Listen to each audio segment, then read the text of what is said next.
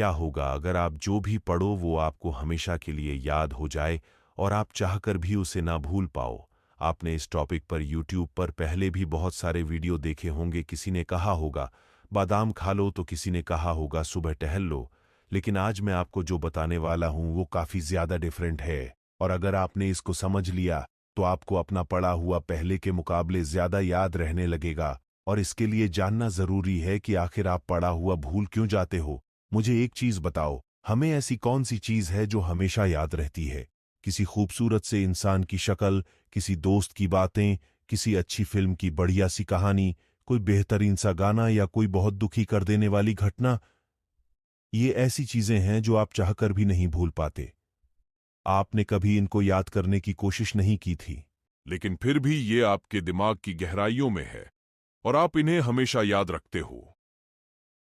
लेकिन अगर बात करें किसी साधारण से घटना की तो वो आपको याद नहीं रहती। यहां तक कि हो सकता है आपको ये भी ना याद हो कि आपने परसों रात को खाने में क्या खाया था। तो अब आपके साथ क्या हो रहा है? जो चीज आप याद नहीं भी रखना चाहते, दिमाग उसको याद रखता है, क्योंकि उसको वो चीजें पसंद है। और जो आप दिमाग को याद रखवाना चाहते हो वो भूल जाता है। आप जानते हैं कि जो चीजें आपको याद रहती है उनमें कॉमन क्या है?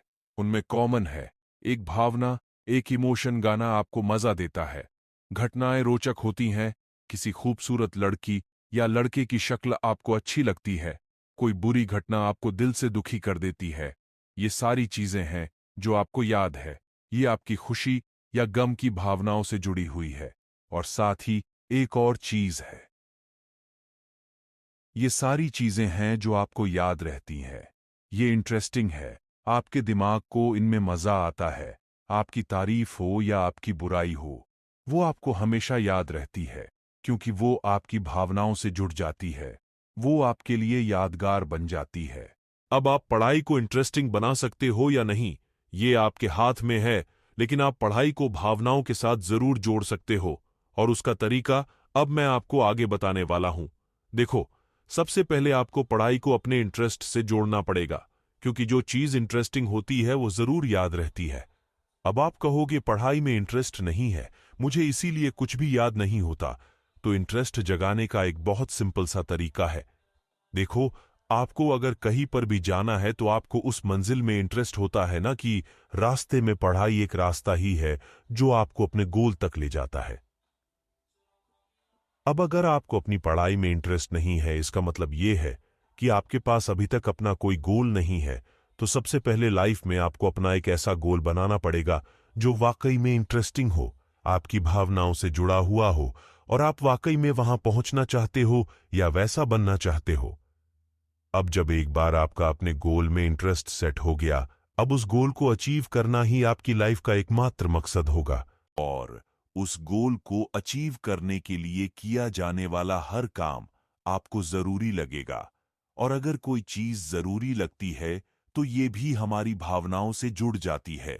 तो इस तरह से आप अपना एक गोल बनाकर उसे अपनी पढ़ाई के साथ जोड़कर पढ़ाई में इंटरेस्ट क्रिएट कर सकते हो। लेकिन अगर ये चीज भी आपके लिए काम नहीं करती है तो आपके पास एक और सल्यूशन है, विजुअल्स। देखो, हर घटना जो आप देखते हो जो आपको अच्छी लगती है वो आपको हमेशा याद रहती है। तो आपको अपनी पढ़ाई को विजुअल के थ्रू करना शुरू करना चाहिए। कोई कॉन्सेप्ट अगर आपको समझ में नहीं आ रहा है तो आप कुछ ऐसे वीडियोस देखिए यूट्यूब पर, वो थ्रू समझाया गया है।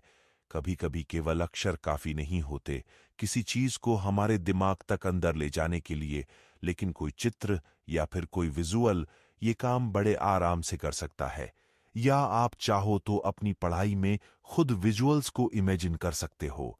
जैसे कि न्यूटन के सिर पर अगर एप्पल गिरा था, ये लाइन सुनते ही सबसे पहले आपका दिमाग यही इमेजिन करेगा कि न्यूटन पेड़ के नीचे बैठा हुआ था, वो पेड़ कैसा था, और जब उसके सिर पर एप्पल गिरा होगा तो उसे कैसा फील हुआ होगा।